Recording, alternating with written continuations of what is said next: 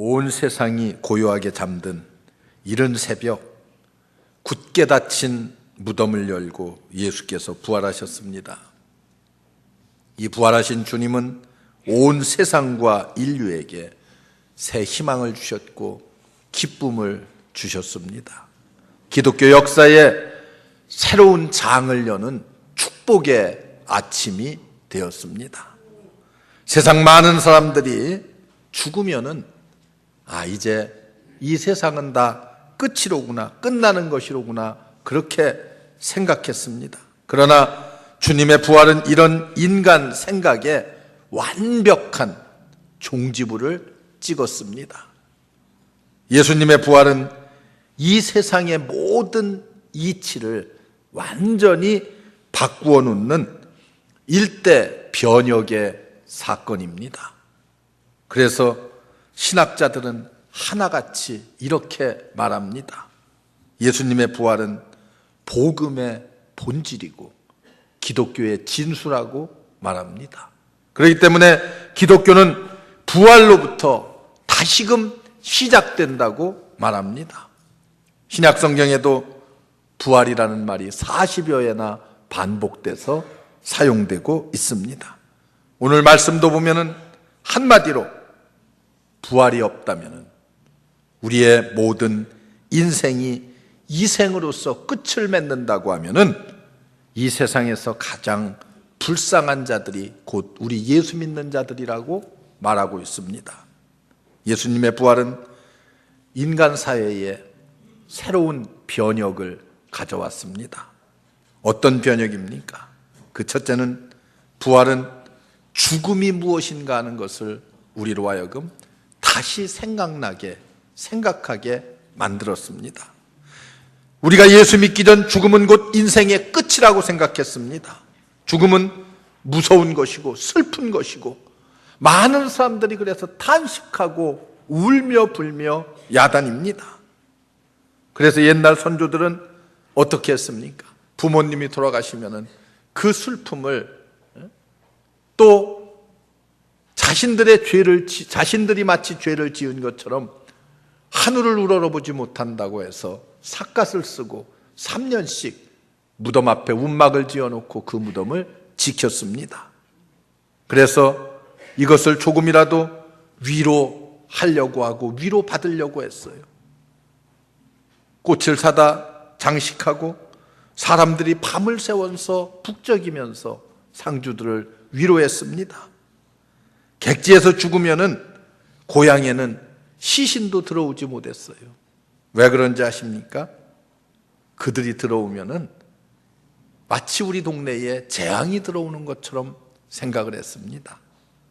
처녀 총각이 옛날에는 죽으면은 온 동네가 완전히 공포 분위기에 사로잡혀서 구슬하고 원혼을 달래야 된다고 하고 이런 일들을 우리가 해왔습니다.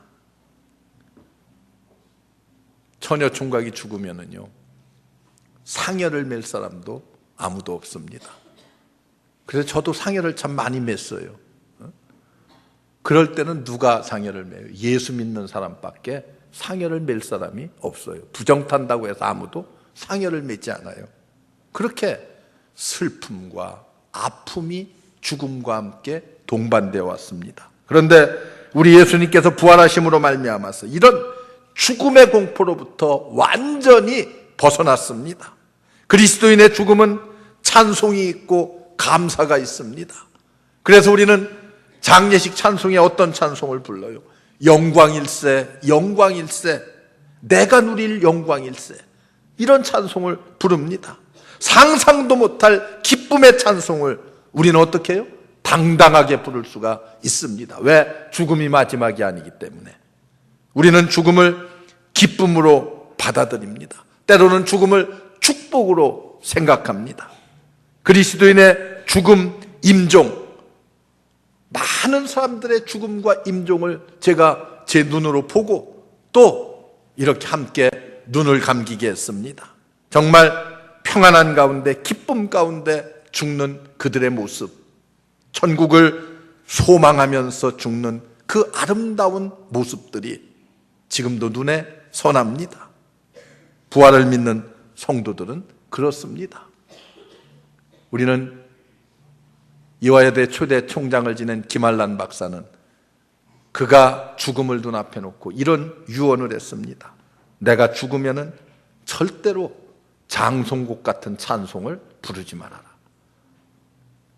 내가 죽으면은 아주 경쾌한 행진곡 같은 찬송을 불러다오. 그리고 제자들에게 이렇게 부탁합니다. 절대로 눈에서 눈물을 보이지 말아라. 내가 이 땅보다 더 좋은 영원한 천국에 가는 나를 왜 눈물로 환송하려 하느냐, 이런 유언을 남겼습니다. 부활을 믿음으로 말미암아서 이런 여유, 이런 담대함이 그에게 있지 않았겠습니까? 부활을 믿으면 죽음 앞에서 당당할 수가 있습니다. 이것이 성경이 말하는 죽음이고 예수 그리스도의 부활이 우리에게 가져다 준 축복입니다. 여러분, 오늘 하나님께서 내 생명을 거두어 가신다 할지라도 기쁨으로, 정말 기쁨으로 천국에 갈 수 있는 여러분들 되시기를 주의 이름으로 축원합니다. 그런 자신감, 그런 확신이 부활의 주님을 만난 여러분들의 마음속에 있어야 됩니다. 더 나아가서 예수님의 부활이 가져다 준 축복은요, 부활은 기독교인들이 무덤에 대해서 신경을 쓰지 않게 만들었어요. 예수 믿는 사람들은 무덤에 대해서 너무 신경 쓰지 말아야 돼요. 동양인들은 무덤에 대한 관심이, 미련이 굉장히 많았습니다.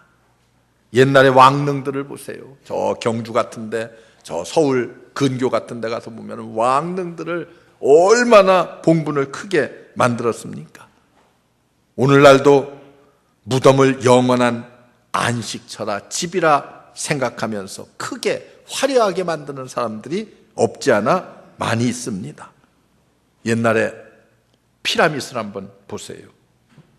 실제로 그들은 땅 속에 생활 도구들을 다 함께 묻었어요. 하녀들까지도 다 함께 그 속에 집어넣고 굴을 막았습니다. 무덤이 하나의 사후의 공간이었어요. 유명한 쿠프왕의 피라미드 같은 것들은요, 높이가 140m, 그 길이가 230m, 2톤 반이나 되는 돌을 230만 개를 쌓아서 피라미드를 만들었습니다. 10만 명의 인원이 매일같이 동원되어서 30년에 걸쳐서 자기 무덤을 만들었어요. 왜 그렇습니까? 그 무덤 속이 사후에 자기네들의 거할 삶이라고 생각을 했습니다. 왜 그러냐 하면은 그들은 부활을 몰랐기 때문에 그렇습니다. 예수님이 부활하시기 전이라서 영원히 무덤에 묻혀 있을 것이라고 생각을 했기 때문에 그렇게 무덤을 거창하게 만들었어요. 현대는 많이 달라지긴 했습니다만은 아직도 부활 신앙이 없으면은 무덤에 관심이 많은 사람들이 많이 있습니다. 제가 신학교를 졸업하고 첫 목회지를 갔는데 거기 우리 집사님 남편이 한 분 계신데 그 동네 가까운 곳에 자기 선산이 있어요. 그리고 거기에 무덤이, 봉분이 아주 그냥 왕릉같이 큰 봉분을 2개 만들어 놨어요. 하나는 자기 부모님 내외가 이미 돌아가셔서 거기 장사를 다 치른 것이고, 이 봉분은, 또 하나의 봉분은 비어 있어요. 자기하고 자기 부인이 들어갈 봉분이에요. 그렇게 만들어 놓고요, 그분의 유일한 낙이 있습니다. 아침 먹고 거기 한 바퀴 돌아보고, 점심 먹고 또 오후에 한 바퀴 돌아보고, 그게 그분의 아주 유일한 낙이에요. 뭐 딴 데도 안 가, 시내도 안 나가. 그냥 오직 빈 무덤 가서 한 번씩 돌아보고 또 풀라면 뽑고, 이게 그의 아주 삶의 낙이었어요. 무덤을 잘 만들면 그것이 사후에 내게 기쁨이 되는 줄 생각했습니다. 우리 예수님 죽음에 대한 철저한 준비를 하셨습니다. 제자들의 발을 씻기시고 그리고 마지막 최후의 만찬을, 성만찬을 나누셨습니다. 겟세마네 동산으로 올라가서 밤을 지새면서 땀방울이 핏방울인 것 같이 그렇게 땀을 흘려 기도하심으로 정신적 무장도 완벽하게 갖추셨습니다. 다 준비를 끝냈어요. 그런데 한 가지, 무덤을 준비하지 않았습니다.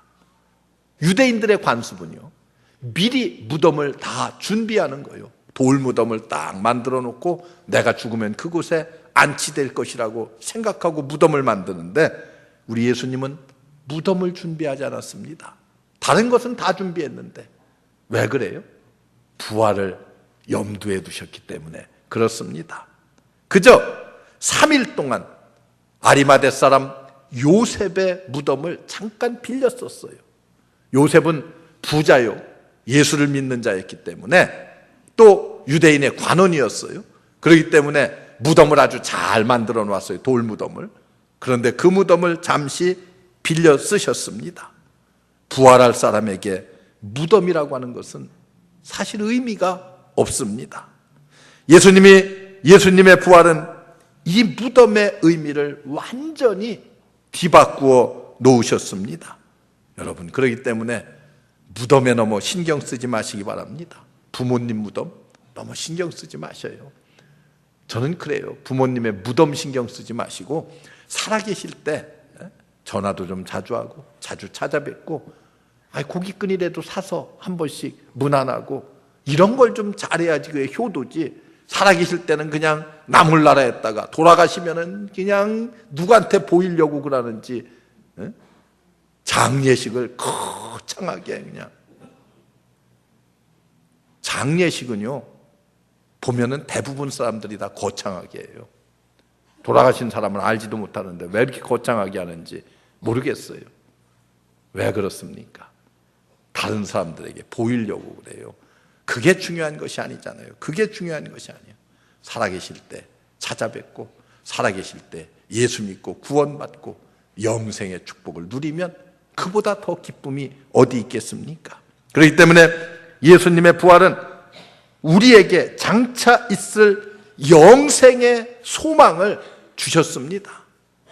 우리에게 장차 있을 영생의 소망, 이것이 예수님의 부활을 통해서 우리에게 주어졌어요. 오늘 말씀해 보면은 예수 그리스도께서 죽은 자 가운데서 다시 살아 잠자는 자의 첫 열매가 되셨도다, 이렇게 말씀합니다. 수많은 그리스도인들이 고난과 역경 속에서도 순교의 길을 걸을 수 있었던 것이 왜 그렇습니까? 부활 신앙이 있었기 때문에, 예수께서 부활하셨기 때문에 그런 용기와 결단들이 생겨났습니다. 부활 신앙은 스데반의 죽음을 기쁨 가운데 죽게 했습니다. 순교, 우리나라에도 수많은 순교자들이 일제 36년을 거쳐서, 그리고 6.25를 지나면서 공산당들에게 수없는 사람들이 순교를 당했어요. 우리 교단에도 수없는 많은 사람들이, 저 병촌교회라든지 문중경 전도사님이라든지 여러분들이 순교를 당했습니다. 사람이 죽은 후에 갈 곳이 분명히 있다고 하면은, 이에 대한 확신이 있으면은 임종의 순간에도 당황하지 않고 두려워하지 않을 것입니다. 그래서 바울은 그의 임종이 가까웠어요. 인생의 석양이, 이제 내가 죽을 날이 점점 다가오고 있구나, 그것을 느꼈을 때에 사도 바울은 뭐라고 고백합니까? 이제 내가 나의 달려갈 길을 다 마치고 믿음을 지켰으니 이제 후로는 생명의 면류관이 예비되어 있다고 자신 있게 고백했습니다. 사도 바울은 마지막 로마의 감옥에 갇혀 있습니다. 이제 얼마 있지 않으면 처형을 당할 것이라는 것을 잘 알고 있었어요. 그러면서도 그는 옥중에서 간수들을 향해서, 그리고 정치적인 유력자들을 향해서 주의 복음을 담대히 전했습니다.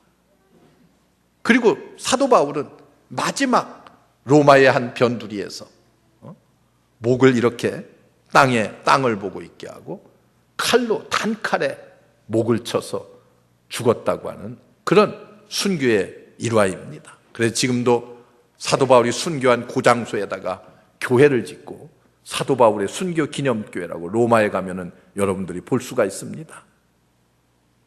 바울은 천국의 소망이 분명했기 때문에 그에게 닥치는 수많은 고난 잘 감당했고, 그리고 순교하기까지 최선을 다해서 주의 복음을 증거할 수가 있었습니다. 만약 오늘 우리들에게도 천국의 소망이 없다고 하면 우리 예수 믿는 자들처럼 불쌍한 사람이 어디 있겠습니까? 그렇잖아요. 세상에 나무도요 수백 년, 수천 년을 삽니다. 미국의 유명한 파인트리 파크라든지 아니면은 세콰이어 파크라든지 이런 공원 같은 곳을 가보면은요, 세콰이어 나무가 얼마나 큰지 아세요? 하늘을 찌를 듯이 서 있고요. 그 둘레가 30명, 40명이 이렇게 잡아도 다 잡을 수 없는 그런 나무가 있어요. 세계에서 제일 큰 나무. 얼마나 큰지 한번 상상이 안 되지요. 그 나무를 베어서 그걸 이렇게 각고목으로 다 켜서 집을 지으면은 몇 명이 살 수 있는 집을 지을 것 같아요? 3만 명이 살 수 있는 집을 진대요. 나무 하나가 얼마나 큰지 상상이 가요? 내가 봐도 이게 그럴까 상상이 안 되는데 그들이 계산을 하면 그렇게 나온다는 거예요. 그렇게 엄청난 오래 산 3,000년, 5,000년 묵은 소나무, 그리고 세콰이어 나무, 이런 나무들이 있어요.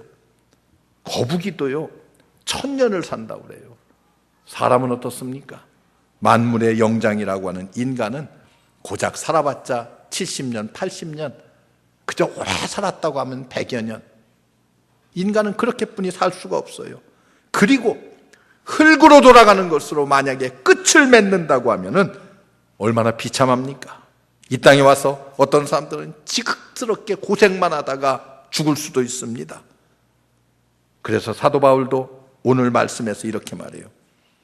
우리가 다만 이생뿐이라고 한다면은 이 세상에서 가장 불쌍한 사람들이 곧 누구요? 우리들이라고 말씀하고 있습니다. 여러분, 예수님의 부활은 그래서 우리에게 의미가 있습니다. 그래서 우리에게 중요합니다. 인간의 모든 불안함을, 이런 불안감들을 일시에 예수께서 부활하심으로 다 해결해 주셨습니다. 우리 모두 예수 그리스도의 부활의 아침을 맞이해서 부활신앙으로 천국에 대한 확신을 갖고 이 땅에서 살면서 영원한 천국을 우리 모두 함께 누리며 살 수 있는 여러분들 되시기를 주의 이름으로 축원합니다. 끝으로 부활 사건은 하나님의 계획은 끝까지 이루어짐을 대변해 줍니다. 하나님의 계획은요 끝까지 다 이루어집니다. 사람들은 예수님을 죽여서 무덤에 묻어놓고 돌로 막아 인봉을 했습니다. 예수님 살아생전에 사흘 만에 부활한다는 소리를 자주 하셨기 때문에 혹시라도 부활하나 안 하나 그것을 보기 위해서 돌문으로 인봉을 하고 파수꾼까지 세워서 지켰습니다. 아무도 무덤을 열고 닫을 수가 없었어요. 그런데 하나님은 이른 새벽 아침 예수 그리스도를 살리셨습니다. 이것이 하나님의 계획입니다. 하나님께서 하시는 이 역사를 그 누구도 막지 못했어요. 빌라도도, 유대인의 관원들도, 유대 군중들도, 무덤을 지키는 파수꾼들도 하나님의 계획을 막지 못했습니다. 모든 사람들이 잠든 새벽에 하나님은 예수 그리스도를 다시 살리셨습니다. 예수님의 부활은 하나님의 권능입니다. 우리도 무덤 속에 잠자던 모든 성도들과 더불어서 부활의 영광에 동참할 날이 우리에게도 찾아옵니다. 이것이 하나님의 계획이요. 악한 자는 악한 자의 부활로, 선한 자는 선한 자의 부활로 임하게 될 것입니다.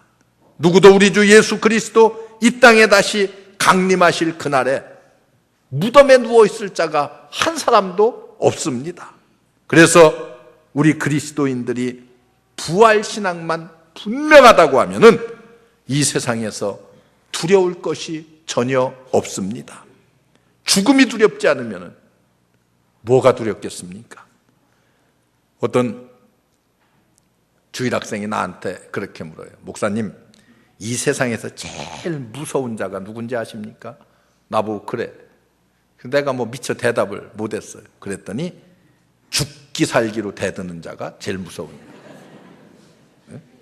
목숨을 걸고 대드는데 어떻게 감당할 길이 없다는 거예요. 가만히 생각해 보니까 그런 것 같아요. 여러분, 오늘은 부활주일입니다. 예수 그리스도께서 죽음에서 부활했습니다. 이 부활의 신앙이 확실하다고 믿는다고 하면은 두려울 게 뭐 있어요? 무서울 게 뭐 있습니까? 이것이 우리에게는 너무도 놀라운 소망이고 하나님께서 우리에게 베풀어 주신 축복입니다. 우리 모두 부활 신앙으로 이 축복을 소유하시고 영원한 천국을 이 땅에 살면서 누리며 사는 여러분들 되시기를 주의 이름으로 축원합니다. 기도하겠습니다. 은혜로우신 하나님, 우리를 위해 이 땅에 오시고 십자가를 지시고 죽으시고 사흘 만에 부활하사 우리의 참 소망이 되신 주님, 이 부활의 확신을 가지고 이 부활의 소망을 가지고 이 땅에서 담대히 신앙생활하게 하시고 영원한 천국을 누리며 살게 하여 주시옵소서. 이 부활의 메시지가 저 북녘 땅에까지도 울려 퍼져 내 동족들이 부활의 기쁨에 함께 동참할 수 있는 날이 속히 올 수 있도록 주여 축복하옵소서. 예수님의 이름으로 간절히 기도하옵나이다. 아멘.